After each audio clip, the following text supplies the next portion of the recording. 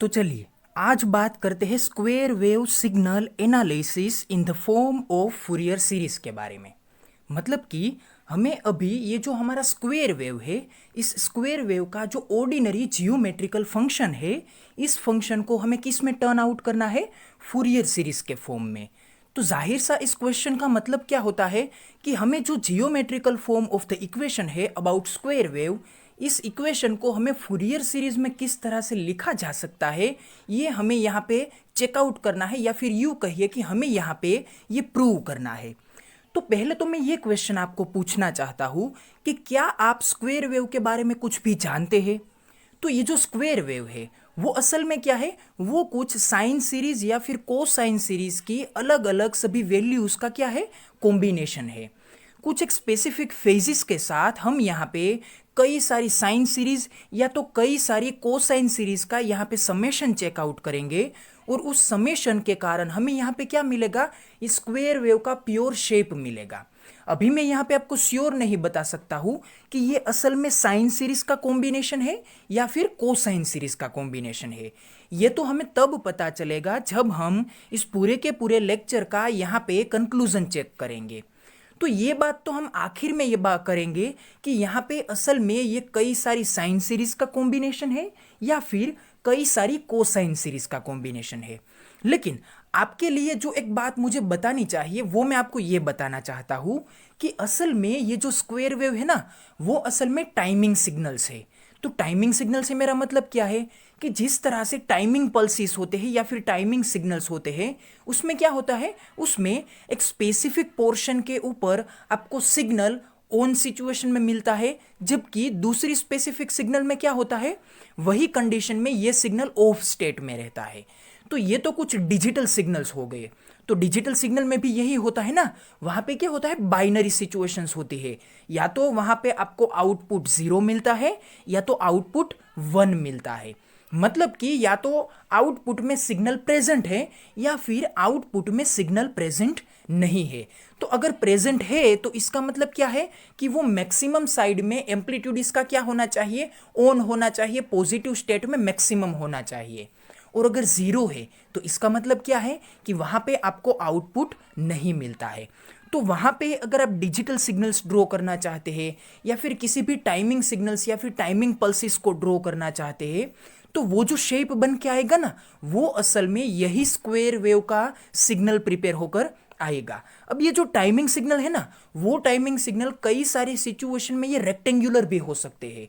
मतलब कि अगर इसका ऑन स्टेट का ये जो पूरा का पूरा टाइम ड्यूरेशन है वो अगर ज़्यादा है, और अगर इसका ऑफ स्टेट का जो टाइमिंग ड्यूरेशन है वो अगर कम है, तो यहाँ पे क्या होगा, यहाँ पे पल्स विड्थ और यहाँ पे स्पेस विड्थ, ये दोनों की ये जो लेंथ है ना, वो लेंथ अलग अलग होगी। तो इसके कारण कौन से सिग्नल्स प्रोड्यूस होने वाले हैं, तो वहाँ पे रेक्टेंगुलर सिग्नल्स प्रोड्यूस होने वाले हैं। तो यहाँ पे मैं ये नहीं बोलना चाहता कि 100% आपके जो टाइमिंग सिग्नल है वो असल में स्क्वेयर वेव ही होने चाहिए, वो कई बार रेक्टेंगुलर भी हो सकते हैं। लेकिन मेरा जो कहने का मतलब है वो यहाँ पे ये है कि यहाँ पे एक स्पेसिफिक कंडीशन में ये जो आपका सिग्नल का आउटपुट है वो शार्पली क्या रहेगा, मैक्सिमम रहेगा, और दूसरी स्पेसिफिक सिचुएशन में ये जो आपका आउटपुट का सिग्नल है वो शार्पली क्या रहेगा, 0 रहेगा। तो कुछ इस तरह से हमने यहाँ पे स्क्वेयर वेव के बारे में थोड़ी सी ऑर्डिनरी बात की है। अब हम यहाँ पे इस पूरे के पूरे लेक्चर को दो अलग अलग पोर्शन में क्या करेंगे, डिवाइड करेंगे। तो पहला पोर्शन क्या रहेगा, पहले पोर्शन में हम यहाँ पे स्क्वेयर वेव का पूरा फंक्शन का क्या करेंगे, एनालिसिस करेंगे। बाद में हम क्या करेंगे, जो फूरियर सीरीज में हमारे लिए रिक्वायर्ड सभी कोएफिशिएंट्स है, मतलब कि a0, an और bn, ये तीनों कोएफिशिएंट को हम यहाँ पे क्या करेंगे, फाइंड आउट करेंगे। और लास्ट में हम क्या करेंगे, इन तीनों कोएफिशिएंट को फाइंड आउट करने के बाद हम इन वैल्यूज को कहाँ पे रिप्लेस करने वाले हैं, फूरियर सीरीज के बेसिक इक्वेशन में इन तीनों कोएफिशिएंट्स की वैल्यू को क्या करेंगे, रिप्लेस करेंगे। तो आखिर में हमें क्या मिलेगा, इस स्क्वेयर वेव का फूरियर सीरीज का इक्वेशन। तो चलिए बात करते हैं इस पूरे के पूरे लेक्चर के बारे में डिटेल में।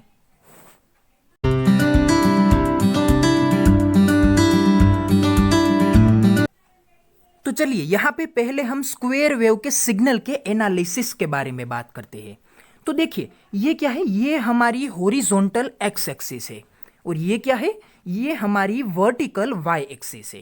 तो यहाँ पे एक्स एक्सिस और वाई एक्सिस में एक दूसरे के साथ ये पूरा का पूरा स्क्वायर वेव यहाँ पे ड्रॉ किया गया है। तो देखिए यहाँ पे जो कोई भी सिग्नल्स यहाँ पे हम ड्रॉ करते हैं या फिर फूरियर सीरीज के बारे में जब हम बात करते हैं तो कितने सेक्शन की हम बात करते हैं, तो हम यहाँ पे -π से लेकर पाई तक के सेक्शन की बात करते हैं। तो देखिए यहाँ पे भी -π से लेकर 0 तक ये सिग्नल क्या है, ये सिग्नल यहाँ पे बॉटम लेवल पे है। फिर क्या होता है, एग्जैक्ट यहाँ पे 0 के पास ये सिग्नल यहाँ से राइज अप होकर कहाँ पे चला जाता है, एक मैक्सिमम एम्पलीट्यूड के पास चला जाता है। तो वहां पे क्या होता है, 0 से लेकर पाई तक के क्राइटेरिया में, या फिर यूं कहिए कि 0 से लेकर पाई तक की लिमिटेशन में ये जो आपका सिग्नल है ना, इसका आउटपुट यहाँ पे मैक्सिमम पीक हाइट तक रहता है। तो इसके कारण क्या होता है, आपको अभी यहाँ पे इतने सिग्नल का एनालिसिस करना है। देखिए यहाँ तक का और फिर यहाँ से राइज अप होकर यहाँ तक का, तो आपको इतने सिग्नल का अभी यहाँ पे एनालिसिस चेकआउट करना है। तो यहाँ पे क्या है, ये जो आपकी पूरी की पूरी लिमिटेशन है ना, -π से लेकर पाई तक की लिमिटेशन, वो यहाँ पे दो अलग अलग पोर्शन में डिवाइड होती है।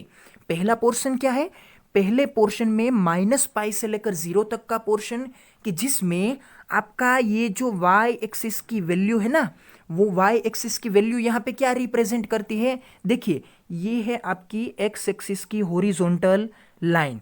तो x एक्सिस की हॉरिजॉन्टल लाइन पे अगर ये पोर्शन लोकेट होता है तो इसका जाहिर सा मतलब ये है कि -π से लेकर 0 तक की ये जो x एक्सिस की नेगेटिव वैल्यूज है, इन सभी नेगेटिव वैल्यू में आपको जो y एक्सिस की वैल्यू मिलती है, मतलब कि f ऑफ x फंक्शन की जो वैल्यू मिलती है वो क्या है, वो यहाँ पे 0 है। क्यों, क्योंकि यहाँ पे y एक्सिस का जो कोऑर्डिनेट है वो यहाँ पे क्या रहेगा, 0 रहेगा।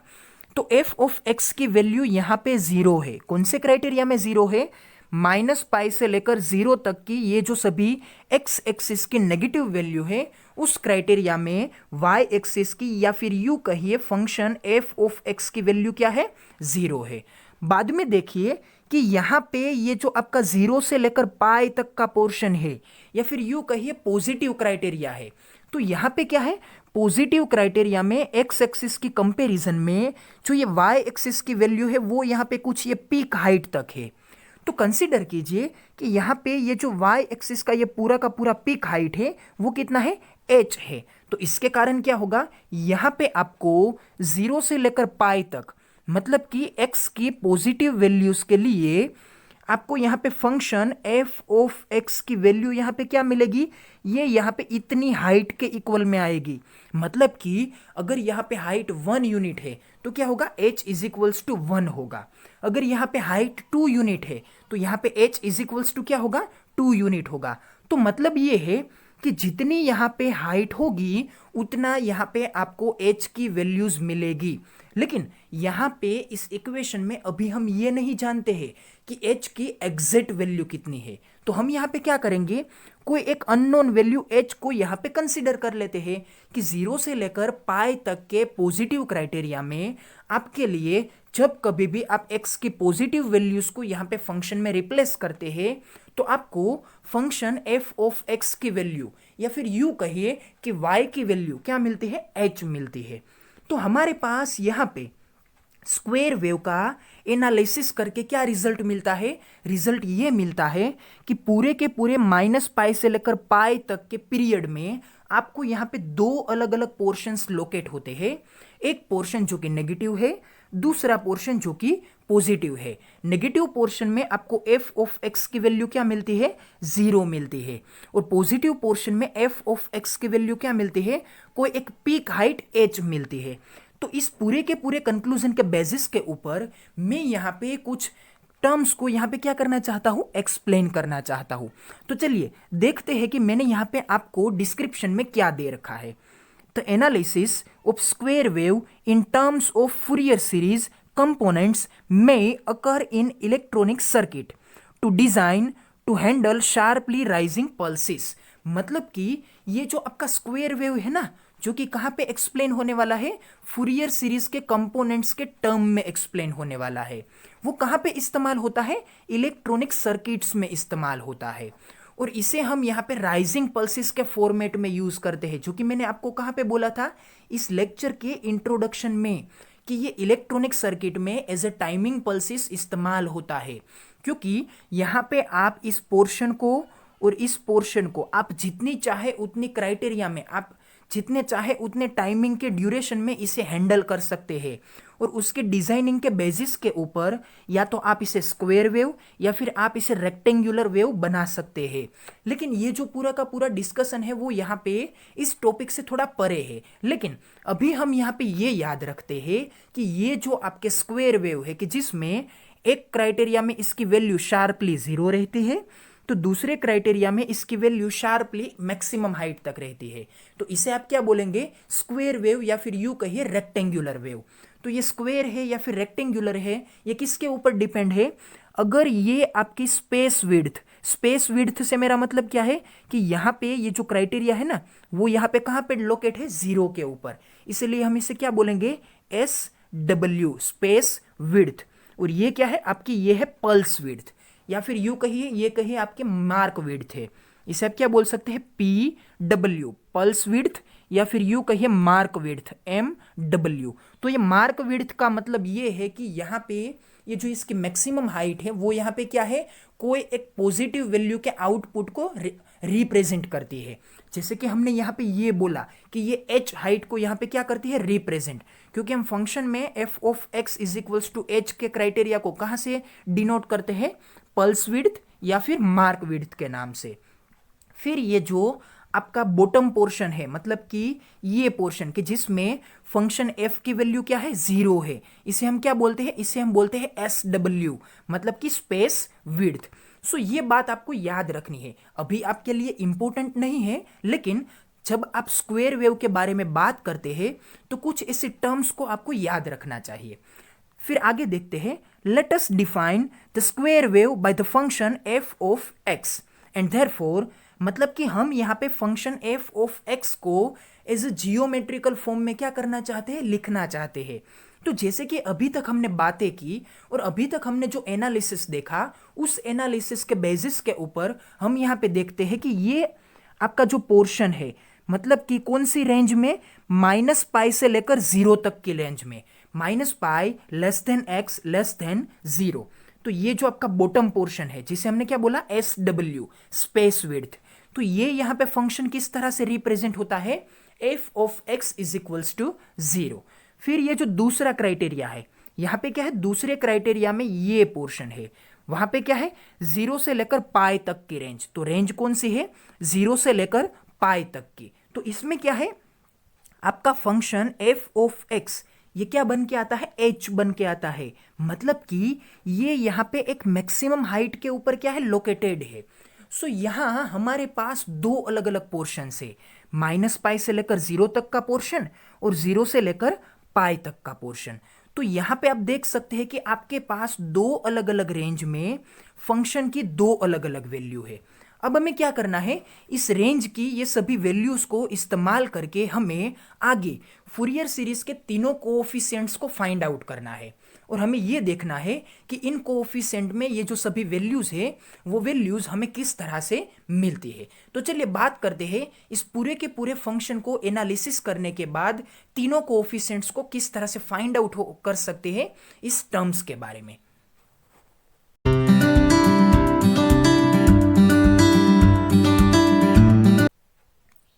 तो देखिए यहाँ पे क्या है, here we will use the given limits of square wave function and find out the value for coefficients of Fourier series. मतलब कि हमने जो आगे की स्लाइड में डिस्कशंस किया था, उन सभी डिस्कशंस में हमें जो फंक्शन f ऑफ x की दोनों अलग अलग रेंज में जो वैल्यूज मिली है, उन वैल्यूज को हमें यहाँ पे क्या करना है, इस्तेमाल करना है। तो इसे हमने क्या बोला है कि हमें ये लिमिटेशंस बोली गई है, क्योंकि वो एक लिमिटेशन से -π से लेकर 0 तक की लिमिटेशन और 0 से लेकर π तक की लिमिटेशन। तो इन दोनों लिमिटेशंस को यहाँ पे कंसीडर करते हुए हमें यहाँ पे स्क्वेयर वेव के फंक्शन को फूरियर सीरीज में एक्सप्लेन करना है।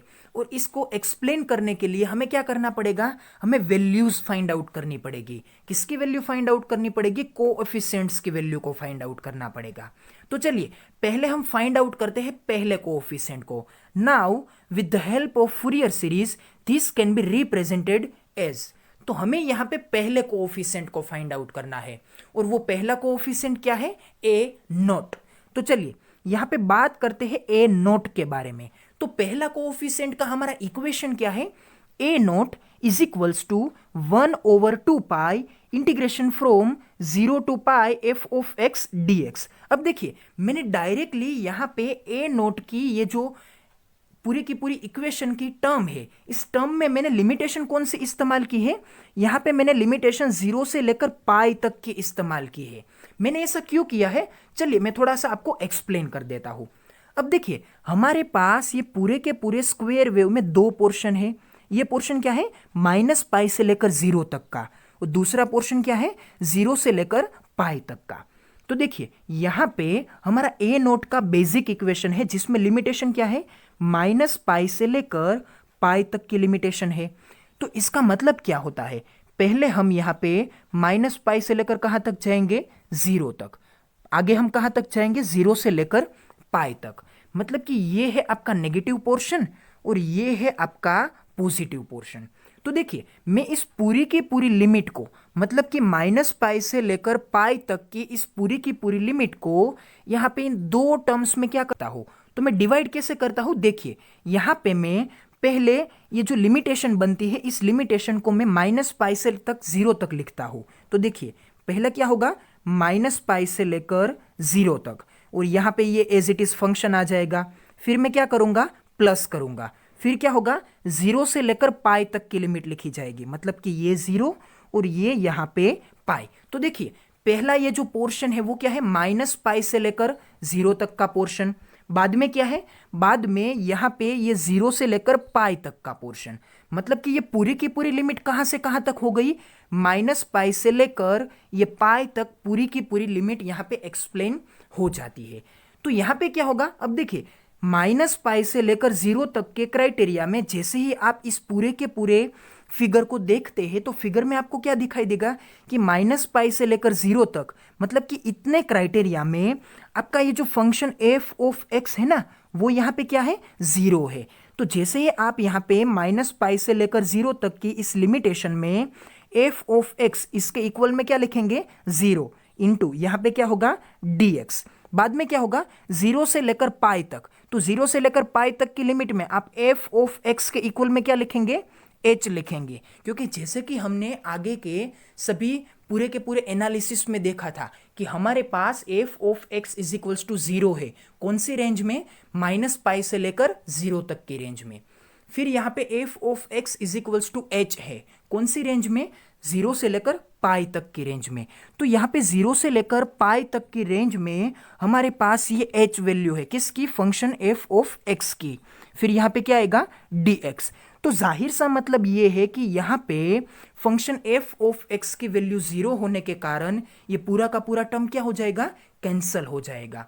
तो इसके कारण आपको आखिर में जो टर्म मिलेगा वो क्या होगा, 0 से लेकर पाई तक का ही टर्म होगा। यहाँ पे -पाई से 0 तक की लिमिटेशन में ये जो हाफ पोर्शन है, ये half portion function F of x 0 होने के कारण क्या हो जाएगा, कैंसल हो जाएगा। तो इसके कारण हमें यहाँ पे सभी टर्म्स में, मतलब कि ए नोट, ए एन और बी एन, इन सभी कंपोनेंट्स में या फिर सभी कोएफिशिएंट्स के इक्वेशन में हमें क्या करना है, यहाँ पे लिमिटेशन को 0 से लेकर पाई तक ही इस्तेमाल करनी है। हमें यहाँ पे -पाई से लेकर 0 तक के इस क्राइटेरिया को फंक्शन की वैल्यू 0 होने के कारण क्या करना है, निग्लेक्ट करना है। सो हमने यहाँ पे क्या किया है, a naught is equals to 1/2 pi integration from 0 to pi f of x dx। अब देखिए 0 से लेकर पाई तक की लिमिटेशन में फंक्शन एफ ऑफ एक्स क्या है, h है। तो हमने यहाँ पे h को रिप्लेस कर दिया। अब देखिए h असल में क्या है, ये तो कांस्टेंट वैल्यू है, तो कांस्टेंट का तो इंटीग्रेशन नहीं होगा, तो डायरेक्टली इंटीग्रेशन किसका होगा, dt का इंटीग्रेशन होगा। तो dt का जब आप इंटीग्रेशन लेते हैं तो ये इंटीग्रेशन क्या बन के आता है, ये यहाँ पे बन के आता है t, और उसके ऊपर लिमिटेशंस को नहीं अप्लाई होने वाली है, लिमिटेशंस अप्लाई होने वाली है 0 से लेकर पाई तक की, जो कि यहाँ पे इंटीग्रेशन में पहले से ही मौजूद है। फिर क्या करते हैं, देखिए जहाँ पे भी हमें t रिप्रेजेंट मिलेगा वहाँ पे हम क्या इस्तेमाल करने वाले हैं, पाई और 0 को। तो देखिए यहाँ पे क्या होगा, पहले हम यहाँ पे अपर लिमिट मतलब कि पाई को इस्तेमाल करते हैं, तो ये क्या बनेगा, पाई इंटू एच। बाद में क्या आएगा, यहाँ पे ये आएगा 0 इंटू एच, मतलब कि ये क्या होगा, ये देखिए यहाँ पे एक प्रिंट मिस्टेक है, यहाँ पे पाई नहीं आएगा, यहाँ पे क्या आएगा, एच आएगा। तो पहले हमने यहाँ पे अपर लिमिट इस्तेमाल की है, तो अपर लिमिट क्या है, यहाँ पे हमने इस्तेमाल कर ली पाई इंटू एच। बाद में क्या होगा, ये यहाँ पे 0 इस्तेमाल होगा, तो ये क्या होगा, 0 इंटू एच। मैं फिर से आपको बोलता हूँ, यहाँ पे ये जो पाई है ना, वो असल में प्रिंट मिस्टेक है, यहाँ पे ये क्या होना चाहिए, एच होना चाहिए। तो इसके कारण क्या होगा, ये जो आपका आखिर का टर्म है, ये टर्म ये यहाँ पे क्या हो जाएगा, 0। तो बाद में यहाँ पे क्या बाकी रहेगा, ये इतना टर्म। तो देखिए दोनों में से यहाँ पे पाई क्या हो जाएंगे, कैंसल। तो आखिर में आपको क्या मिलेगा, h/2। तो ये जो आपका पहला कोएफिशिएंट है a नोट, इसका इक्वेशन क्या बन के आता है, h/2। तो कुछ इस तरह से हमने यहाँ पे पहले कोएफिशिएंट को फाइंड आउट किया, और ये आपका पहला कोएफिशिएंट क्या है, a not is equals to h/2। अब हमें क्या करना है, यही बात को आगे भी रिपीट करनी है, मतलब कि ये जो आपकी लिमिटेशन है ना 0 से लेकर पाई तक की, वही लिमिटेशन हमें आगे an और bn इन दोनों कोएफिशिएंट में भी रिपीट करनी है। हमें वहां पे भी -पाई से लेकर 0 तक के क्राइटेरिया को क्या करना है, निग्लेक्ट करना है। सो इसके आगे हम क्या फाइंड आउट करेंगे, an और bn दोनों कोएफिशिएंट्स को फाइंड आउट करेंगे।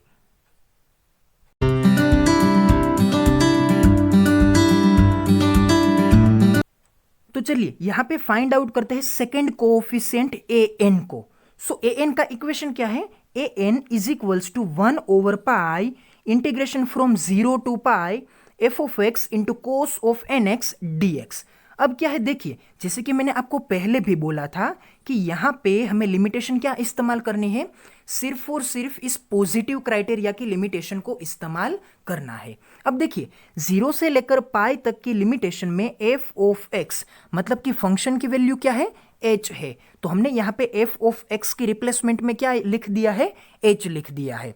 फिर यहाँ पे क्या होगा, ये जो हमारा पूरा का पूरा वेरिएबल है, वो वेरिएबल असल में क्या है, टाइम है, क्योंकि जैसे कि मैंने आपको पहले इंट्रोडक्शन में बोला था कि ये पूरा का पूरा सिग्नल असल में क्या है, टाइमिंग पल्स है। तो टाइमिंग पल्स होने के कारण हमने यहाँ पे एक्स एक्सिस के ऊपर कौन से वेरिएबल को कंसीडर किया है, ओमेगा टी, या फिर यूं कहिए सिर्फ और सिर्फ टाइम टी को हमने कंसीडर किया है। इसीलिए हमने यहाँ पे x के रिप्लेसमेंट में मतलब कि nx और यहाँ पे dx दोनों में जहाँ पे भी आपको x देखने को मिलता है, हमने वहाँ पे क्या लिखा है, t फॉर टाइम, क्योंकि ये आपके क्या है, टाइमिंग पल्सेस है। सो यहाँ पे क्या हो जाता है, h into cos of N T D T. अब क्या करेंगे, h तो यहाँ पे कॉन्स्टेंट है, तो इसका तो हमें यहाँ पे इंटीग्रेशन नहीं करना पड़ेगा, तो हम क्या करेंगे, h को यहाँ पे इंटीग्रेशन से बाहर ले लेते हैं। सो क्या होगा, यहाँ पे h/पाई, तो यहाँ पे हो जाता है h/पाई। फिर देखिए cos of n time t, तो cos of n time t का इंटीग्रेशन क्या होता है, कोस ऑफ n t का इंटीग्रेशन होगा sine of n into T, मतलब कि ये यहाँ पे होगा sine of n into T. लेकिन अगर वेरिएबल के आगे कोई एक स्पेसिफिक टर्म मल्टीप्लाइड है तो आपको क्या करना पड़ेगा, इंटीग्रेशन के स्टैंडर्ड फॉर्मूला में उस मल्टीप्लाइड टर्म को आपको कहाँ पे लिखना पड़ेगा, डिनोमिनेटर में। तो हमने क्या किया, sine of N T upon N.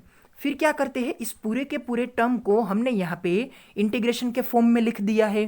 जो लिमिटेशन यहाँ पे इंटीग्रेशन में थी वो हमने यहाँ पे एज इट इज लिख दी है। अब हम क्या करेंगे, पहले अपर लिमिट को यहाँ पे इक्वेशन में इस्तेमाल करेंगे, फिर यहाँ पे लोअर लिमिट को इस्तेमाल करेंगे। लेकिन ये जो आपका डिनोमिनेटर का टर्म है इसे हमने यहाँ पे बाहर ले लिया है, क्योंकि उस डिनोमिनेटर के टर्म में तो आपको कोई लिमिटेशन इस्तेमाल नहीं करनी है। सो क्या होगा, h upon n time pi, फिर क्या होगा sine of n time t, तो t की रिप्लेसमेंट में आएगा पाई। सो क्या होगा sine of n time pi, फिर यहाँ पे क्या होगा sine of n time t, तो यहाँ पे t की रिप्लेसमेंट में क्या आएगा 0, तो ये बनेगा साइन ऑफ n टाइम 0। सो क्या होगा sine of n time pi. तो जैसे ही साइन के साथ अगर n टाइम पाई, तो पाई के साथ कोई भी n को अगर आप मल्टीप्लाई करते हैं जो कि इंटीजर हो, तो इंटीजर वैल्यू को पाई के साथ मल्टीप्लाई करने के कारण जो भी एंगल बनता है उन सभी एंगल के ऊपर साइन की वैल्यू क्या होती है 0 होती है। सो यहाँ पे क्या होगा, ये पूरा का पूरा टर्म बनेगा 0, और वैसे भी साइन 0 तो ऑलवेज 0 होता है, तो ये जो पूरी की पूरी टर्म है वो क्या बनेगी 0 बनेगी। तो इस टर्म में 0 मल्टीप्लाई होने के कारण आपका कोएफिशिएंट an ये क्या बनता है 0 बनता है। सो पहला कोएफिशिएंट हमारा क्या बन के आया था h/2, ये दूसरा कोएफिशिएंट हमारा क्या बन के आता है an 0 बन के आता है। अब हमें क्या फाइंड आउट करना है, तीसरे कोएफिशिएंट bn को फाइंड आउट करना है, और उस कोएफिशिएंट की जो कोई भी वैल्यू आएगी तो इन तीनों वैल्यूज को हमें कलेक्ट करके किस में रखना है, फूरियर सीरीज के बेसिक इक्वेशन में इन तीनों वैल्यू को हमें रिप्लेस करना है। तो चलिए फाइंड आउट करते हैं आखिरी और तीसरे कोएफिशिएंट bn को।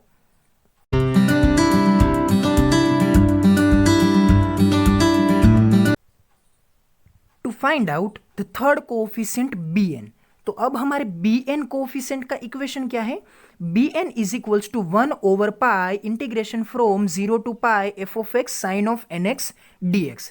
फिर से हमने वहीं पे ये लिमिट इस्तेमाल की है 0 से लेकर पाई तक की।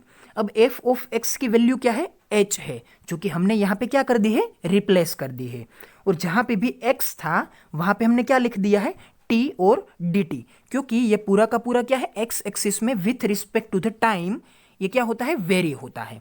फिर क्या करेंगे, h को हम यहाँ पे बाहर ले लेते हैं, क्योंकि h क्या है कांस्टेंट है, तो यहाँ पे क्या होगा h ओवर पाई, और ये sine of N T D T, तो साइन ऑफ एन टी का इंटीग्रेशन क्या होता है, साइन का इंटीग्रेशन होता है minus cos N into T. और जैसे कि हमने आगे के इंटीग्रेशन में बोला था कि अगर आपके वेरिएबल के आगे कोई एक मल्टीप्लाइड टर्म है तो आपको स्टैंडर्ड इंटीग्रेशन में उस मल्टीप्लाइड टर्म को कहाँ पे लिखना पड़ता है, डिनोमिनेटर में लिखना पड़ता है। सो पूरा का पूरा इंटीग्रेशन क्या बन के आएगा, minus cos of N T upon N. तो ये है आपका पूरा का पूरा इंटीग्रेशन। अब हमें क्या करना है, जो लिमिट है 0 से लेकर पाई तक की, उस लिमिट को हमें इस इक्वेशन में अप्लाई करना है। लेकिन हम पहले क्या करते हैं, इस नेगेटिव साइन को इक्वेशन में बाहर ले लेते हैं ताकि हमें लिमिट अप्लाई करने के वक्त कोई भी दिक्कत ना हो। फिर क्या करते हैं, अपर लिमिट को पहले इस्तेमाल करते हैं, तो क्या होगा कोस ऑफ एन टाइम पाई, बाद में नेगेटिव साइन जो कि इंटीग्रेशन का रूल्स है, फिर क्या होगी लोअर लिमिट क्या है 0, तो यहाँ पे आएगा कोस ऑफ एन टाइम 0। तो यहाँ पे हमने दोनों लिमिट्स को अप्लाई कर दिया।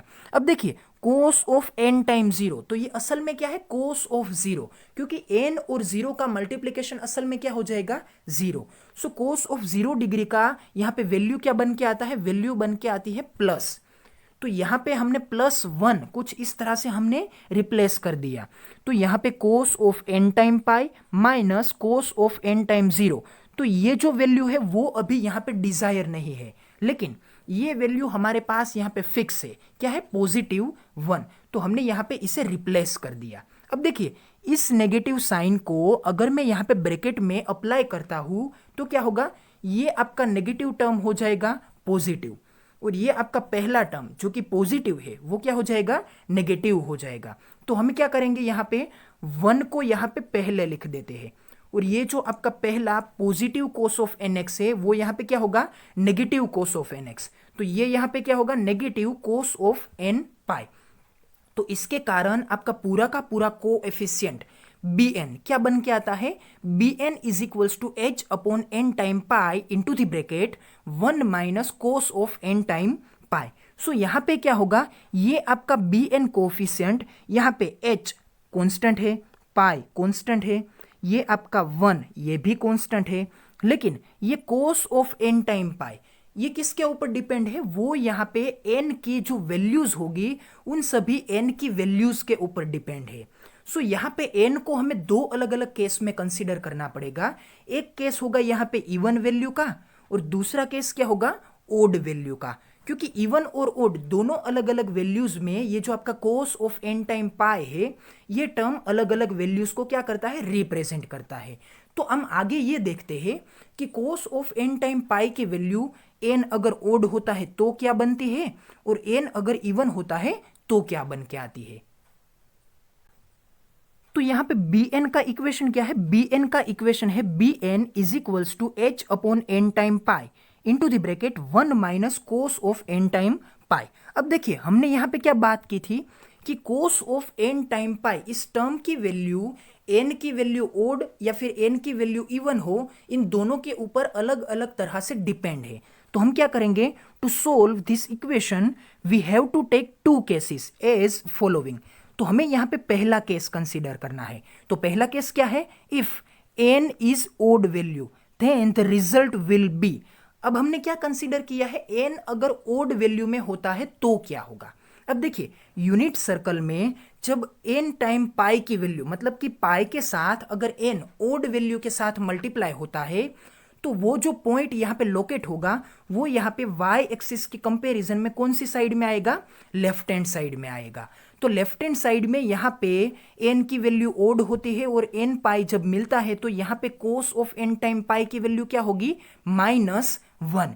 कुछ इसी तरह से अगर आप यहाँ पे दूसरे केस में जब आप n की वैल्यू इवन कंसीडर करेंगे तो क्या होगा, ये आपका n टाइम पाई इवन वैल्यू के साथ y एक्सिस के कंपैरिजन में राइट हैंड साइड में आता है। तो यहाँ पे cos of n time pi की वैल्यू इवन केस में क्या बन के आएगी, +1। तो याद रखिए कि ओड केस में कोस ऑफ n टाइम पाई की वैल्यू है -1 और इवन केस में कोस ऑफ n टाइम पाई की वैल्यू क्या है, +1। तो अभी हमें यहाँ पे ओड वाले केस को कंसीडर करना है और हम यहाँ पे क्या कंसीडर करेंगे, cos of n time pi is equals to -1। तो देखिए इस इक्वेशन में आपको cos of n time pi is equals to क्या इस्तेमाल करना है, -1। तो देखिए by putting this value in equation तो क्या होगा, bn is equals to h upon n time pi 1 minus cos of n time pi. तो cos of n time pi के रिप्लेसमेंट में यहाँ पे आएगा -1। सो यहाँ पे क्या होगा, -1 हमने रख दिया तो minus minus will be plus, तो ये 1 + 1 क्या होगा, 2 होगा। तो ये क्या बनता है, 2। तो फाइनली bn कोफिशिएंट क्या बन के आया, bn is equals to 2 time h upon n time pi. लेकिन ये कौन से केस में पॉसिबल है, जब कभी आपके पास n की वैल्यू ओड होती है तो आपका bn कोफिशिएंट बनता है 2 time h upon n time pi. तो ये बात आपको याद रखनी है। आप इस वैल्यू को उसी वक्त इस्तेमाल कर सकते हैं जब आपके पास n की वैल्यूज ओड होती है। अब दूसरे केस के बारे में बात करते हैं जिसमें हम क्या करेंगे, n की वैल्यू को इवन कंसीडर करेंगे। तो देखिए ये कौन सा केस है, केस नंबर 2। तो यहां पे क्या है, if n is even value then the result will be. अब जैसे कि मैंने आगे बोला था कि जैसे ही n इवन होता है तो cos of n time pi की वैल्यू क्या होती है, +1। तो इसके कारण क्या होगा, देखिए by putting this values in equation, so bn में हम यहाँ पे cos of n time pi की वैल्यू को +1 रिप्लेस करते हैं। सो क्या होगा, यहाँ पे 1 आएगा क्योंकि यहाँ पे कोस ऑफ n टाइम के रिप्लेस में हमने 1 इस्तेमाल किया। तो ये 1 - 1 विल बी 0। तो क्या होगा, ये पूरा का पूरा टर्म 0 के साथ मल्टीप्लाई होने के कारण क्या हो जाएगा, bn इज इक्वल्स टू 0। तो देखिए जैसे ही n यहाँ पे इवन वैल्यू में आता है तो आपका bn कोएफिशिएंट क्या हो जाता है, 0 हो जाता है। तो इसका जाहिर सा मतलब ये है कि bn कोएफिशिएंट सिर्फ और सिर्फ ओड वैल्यू की रिप्लेसमेंट में ही यहाँ पे इस्तेमाल हो सकता है।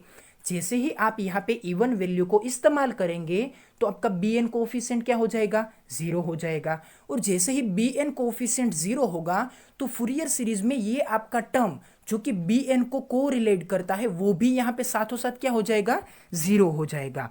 तो देखिए अब हमारे पास a0, an और bn तीनों कोएफिशिएंट्स की वैल्यूज है। तो हमें a0 की वैल्यू क्या मिली थी, a0 की वैल्यू मिली थी h/2, मतलब कि h/2 हमें वैल्यू मिली थी a0 की। फिर हमने ए एन की वैल्यू क्या फाइंड आउट की थी, ए एन की वैल्यू हमें 0 मिली थी। और यहाँ पे अब जो आखिर का कोएफिशिएंट है बी एन, इस बी एन की वैल्यू हमें क्या मिली है, बी एन की वैल्यू में हमने दो अलग अलग केसेस देखे। एक केस में हमने ये बोला कि अगर एन ओड होता है तो ओड में यहाँ पे आंसर क्या बन के आता है, 2 time h upon N time pi. लेकिन अगर यही बी एन को आप इवन वैल्यू में फाइंड आउट करना चाहते हैं तो ये क्या बन जाता है, 0 बन जाता है। तो अब हमें क्या करना है, यहाँ पे फूरियर सीरीज के इक्वेशन में इन सभी कोएफिशिएंट्स की वैल्यू को रिप्लेस करना है। अब देखिए फूरियर सीरीज का इक्वेशन क्या है, F of x is equals to A not plus sigma N running from 1 to infinite A N cos of N X plus sigma N running from 1 to infinite B N sine of N X. अब देखिए ए not क्या है, h/2, ये हमने यहाँ पे replace कर दिया। फिर यहाँ पे ए एन तो एन चाहे इवन हो एन चाहे ओड हो, दोनों सिचुएशन में ए एन मतलब कि दूसरे कोएफिशिएंट की वैल्यू क्या है, 0 है। तो आखिर में ये टर्म तो क्या होना है, कैंसल ही होना है। लेकिन यहाँ पे हमारे पास sigma N running from 1 to infinite, अभी हमने यहाँ पे n running from 1 to infinite लिखा है, लेकिन असल में ये जो आपका बी एन है ना, वो बी एन सिर्फ और सिर्फ कौन सी वैल्यू में यहाँ पे एक्सप्लेन हो सकता है, ओड वैल्यू में ही एक्सप्लेन हो सकता है।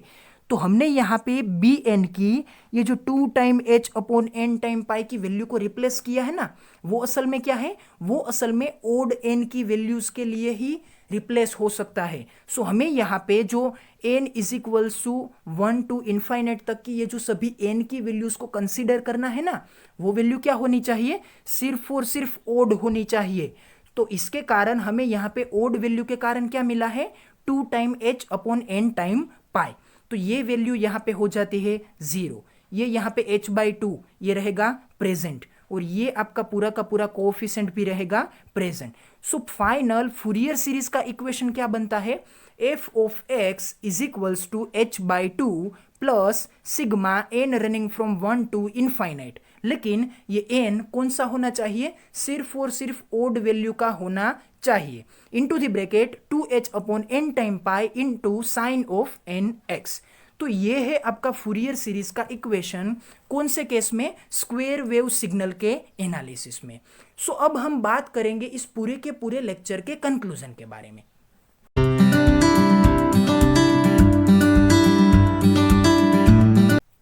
देखिए here we know that for odd values of N there is only above equation is possible. मतलब कि ये जो हमारा आखिर का फूरियर सीरीज का इक्वेशन है वो सिर्फ और सिर्फ कौन से क्राइटेरिया के लिए पॉसिबल है, वो यहाँ पे सिर्फ और सिर्फ एन की ओड वैल्यूज के लिए ही पॉसिबल है। अगर यहाँ पे एन इवन होता है तो क्या होगा, ये जो आपका आखिर का टर्म है वो भी यहाँ पे क्या हो जाएगा, 0 हो जाएगा। सिर्फ और सिर्फ आपके पास यहाँ पे h/2 ही यहाँ पे प्रेजेंट रहेगा। तो यहाँ पे आपको क्या याद रखना है कि इस पूरे के पूरे इक्वेशन में आपको एन की वैल्यू ओड ही कंसीडर करनी है। But if we take even values of n then the second term will become 0। second term मतलब कि ये टर्म क्या हो जाएगी, 0 हो जाएगी। ये जो आपकी टर्म है वो टर्म तो यहाँ पे प्रेजेंट रहेगी, लेकिन एक बात याद रखिए कि इस टर्म के अकेले को प्रेजेंट होने से हमें यहाँ पे कोई फायदा नहीं है, हमें यहाँ पे इसे कंसीडर करना पड़ेगा। Hence, by putting n is equals to odd values in the equation, so यहाँ पे क्या होगा, इस इक्वेशन में अगर हम n की वैल्यू को ओड इस्तेमाल करते हैं तो क्या होगा, 2 टाइम h अपॉन पाई। ये जो पूरा का पूरा पोर्शन है इसके ऊपर n की कोई इफेक्ट नहीं है, तो हमने क्या किया, 2 टाइम h अपॉन पाई इसे हमने ब्रैकेट से बाहर लिख दिया। फिर हमने इस ब्रैकेट के अंदर क्या इस्तेमाल किया है, sine of n time x upon n, क्योंकि यहाँ पे देखिए ये डिनोमिनेटर में n है, तो यहाँ पे हमें sine of n time x upon n, इस टर्म में n की सभी ओड वैल्यूज को 1 बाय 1 रिप्लेस करना है, और इसे रिप्लेस करने के बाद हमें यहाँ पे क्या मिलेगा, ये पूरा का पूरा ब्रैकेट मिलेगा। सो सबसे छोटा वाली ये जो ओड वैल्यू है वो क्या है, 1 है। सो हमने sine of n time x में साइन ऑफ x अपॉन 1, फिर क्या किया, sine of 3x upon 3, sine of 5x upon 5। तो कुछ इस तरह से अगर आप n की वैल्यूज को ओड फॉर्मेट में रिप्रेजेंट करते हैं तो आपको ये पूरा का पूरा सीक्वेंस मिलेगा। अब देखिए इस पूरे के पूरे इक्वेशन में आपको सिर्फ और सिर्फ सीरीज के बतौर में क्या मिलता है, साइन सीरीज मिलती है। जैसे कि मैंने आपको इंट्रोडक्शन में बोला था कि ये जो आपका पूरा का पूरा स्क्वायर वेव है वो असल में साइन सीरीज को इस्तेमाल करके रिप्रेजेंट होता है या तो कोसाइन सीरीज को इस्तेमाल करके रिप्रेजेंट होता है। ये दोनों में से कोई एक सीरीज के साथ रिप्रेजेंट होने वाला है, लेकिन उस वक्त हम अभी श्योर नहीं थे। लेकिन अब हमने इस पूरे के पूरे कंक्लूजन को देखने के बाद ये नोटिस किया है कि ये जो आपका स्क्वायर वेव का एनालिसिस है वो असल में कौन सी सीरीज के ऊपर डिपेंड है, साइन सीरीज के ऊपर। क्योंकि यहाँ पे पूरे के पूरे इक्वेशन में कहीं पे भी आपको कोसाइन सीरीज का टर्म देखने को नहीं मिलता है।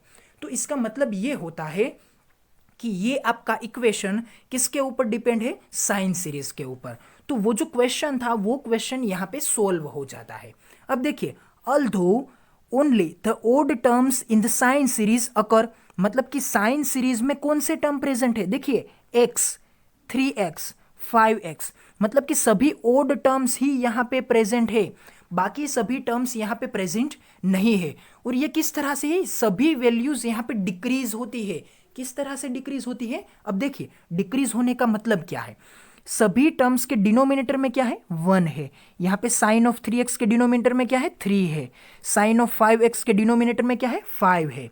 तो इसका जाहिर सा मतलब ये होता है कि सभी टर्म्स के डिनोमिनेटर में यहाँ पे n की ओड वैल्यूज है, तो ये डिक्रीज होता है, फॉल होता है। फॉल से मेरा मतलब क्या है कि ये गिरती है, इसकी वैल्यू जैसे ही आप आगे बढ़ते हैं तो ये गिरती जाती है। किस तरह से गिरती है, देखिए n रेस टू -1, मतलब कि n इनवर्स की वैल्यू में ये क्या होती है, ये फॉल डाउन होती है। क्योंकि सभी के डिनोमिनेटर में, पहले के वैल्यू के डिनोमिनेटर में क्या है, 1, दूसरे टर्म के डिनोमिनेटर में क्या है, 3, मतलब कि इस टर्म की वैल्यू और भी ज्यादा कम होगी, इस टर्म की वैल्यू और भी ज्यादा कम होगी। तो जैसे ही आपका डिनोमिनेटर इंक्रीज होता है तो आपके ये जो सभी अपकमिंग टर्म्स है ना, उन सभी अपकमिंग टर्म्स की वैल्यू यहाँ पे कंसिस्टेंटली फॉल डाउन होती है, डिक्रीज होती है। और वो किसकी रिस्पेक्ट में डिक्रीज होती है, n इनवर्स की डिक्रीज में आती है, मतलब कि n रेस टू -1 के पावर में ये डिक्रीज होती रहती है। तो ये आपका पूरा का पूरा स्टेटमेंट कुछ इस तरह से एक्सप्लेन हो सकता है। आखिर में देखिए, physically this means that given square wave contains lot of higher frequency components i.e. Sine waves, मतलब कि ये जो आपका पूरा का पूरा फूरियर सीरीज का इक्वेशन है वो किसके लिए है, स्क्वायर वेव के लिए है। तो ये किसे कंटेन करता है, ये यहाँ पे साइन सीरीज को कंटेन करता है। तो असल में ये साइन सीरीज कई सारी हायर फ्रीक्वेंसीज के कंपोनेंट को अपने साथ क्या करती है, जोड़ती है, और इसके कारण आपको ये पूरा का पूरा सीक्वेंस मिलता है। और ये सीक्वेंस असल में हायर फ्रीक्वेंसीज के कंपोनेंट से बना है, और वो कंपोनेंट क्या है, वो कंपोनेंट यहाँ पे साइन वेव के कंपोनेंट है, क्योंकि यहाँ पे कौन सी सीरीज है, साइन सीरीज है।